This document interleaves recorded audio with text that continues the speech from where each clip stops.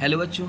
तो आज हम एक बीजपत्री भ्रूण या मोनोकॉट एम्ब्रियो की स्ट्रक्चर के बारे में पढ़ेंगे। आइए देखते हैं कि मोनोकॉट एम्ब्रियो की स्ट्रक्चर कैसे होती है। तो ये हमारा फीमेल रिप्रोडक्टिव ऑर्गन है जिसको हम पिस्टल, कार्पल या स्त्री केसर कहते हैं। इसके अंदर ये ओव्यूल मतलब कि अंडा प्रेजेंट होता है।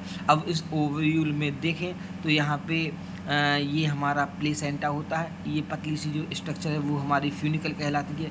ये हमारा हाइलम होता है। हाइलम के बाद ये हमारा चैलेजा वाला भाग होता है। और ये जो बाहर दो संरचना है बाहरी, जिनको हम अध्यावरण बोलते हैं, बाहरी अध्यावरण और अंतः अध्यावरण बोलते हैं। इसके अंदर ये पूरा जो स्पेस होता है उसको हम बीजांड का या न्यूसेलस बोलते हैं। और उसी के अंदर हमारा क्या होता है, 3 ऊपर सेल होती थी, 3 नीचे सेल होती थी।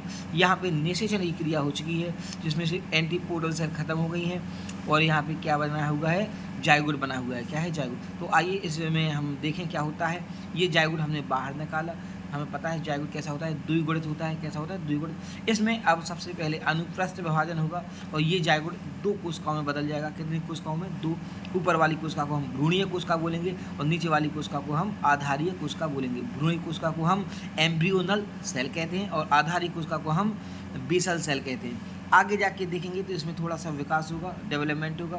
डेवलपमेंट होने के बाद ये ऐसी स्ट्रक्चर बन जाएगी जो हमारी एम्ब्रियोनल सेल अर्थात भ्रूणीय कोशिका है वो वैसे की वैसी रहेगी, लेकिन जो आधारित कोशिका है ये डिवीजन नहीं होगा, लेकिन यहाँ पे ये क्या करेगी, ग्रोथ करेगी। और ग्रोथ करने के बाद ये कैसी हो जाएगी, आकार में बड़ी हो जाएगी।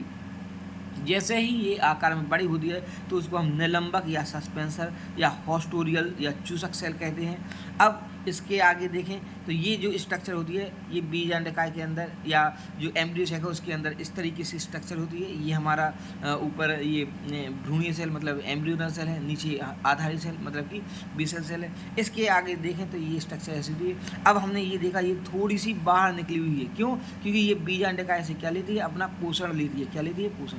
अब इसमें फिर से एक क्या होगा, अनुप्रस्थ विभाजन होगा और एम्ब्रियोनल सेल या भ्रूणी कोशिका 1 से 2 भागों में विभाजित हो जाएगी। ऊपर वाले पार्ट को हम बोलेंगे शीर्ष कोशिका या टॉक्सिल सेल, नीचे वाले पार्ट को बोलेंगे मध्याधार या मीजोफिल सेल, और ये सबसे नीचे जो होती है उसको बोलते हैं निलंबक या चूसक या हॉस्टोरियल सेल या सस्पेंसर सेल। यहाँ पे ध्यान देना, कुछ सबसे ऊपर है इसीलिए इसको हमने शीर्ष कोशिका बोला।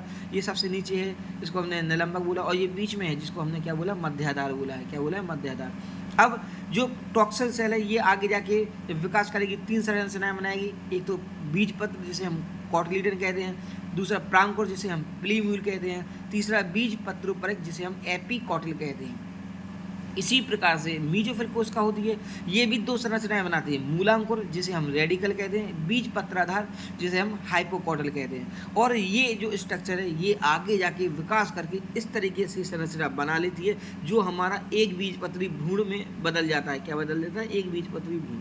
अब ये जो पार्ट है सबसे पहला ये जो फूला हुआ पार्ट दिखाई दे रहा है ये हमारा क्या है, बीजपत्र है, जिसे हम क्या कहते हैं, स्क्यूटेलम। ध्यान देना बच्चों, एक बीजपत्र होता है उसे हम क्या कहते हैं, स्क्यूटेलम कहते हैं। फिर इसमें हमने देखा ये रेड कलर की जो स्ट्रक्चर है ये हमारा क्या बनाएगी, ये प्रांकुर बनाएगी। इसी के जस्ट नीचे क्या बना रहा है, मूलांकुर बन रहा है। क्या बन रहा है, मूलांकुर।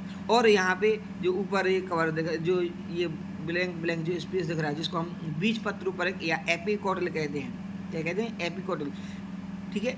अब इसी प्रकार से आगे देखें, ये जो एक अक्षीणुमा संरचना दिख रही है, रेड कलर में जो पतली सी डंडी दिख रही है जिसको हमने भ्रूणीय अक्ष या एम्ब्रियोनल एक्सिस बोला है।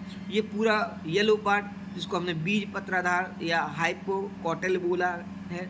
और यहाँ पे लास्ट में ये मूलांकुर के ऊपर एक ग्रीन कलर का कैप आ गया जिसे हमने क्या बोला, मूलांकुर चूल बोला है। क्या है, मूलांकुर चूल।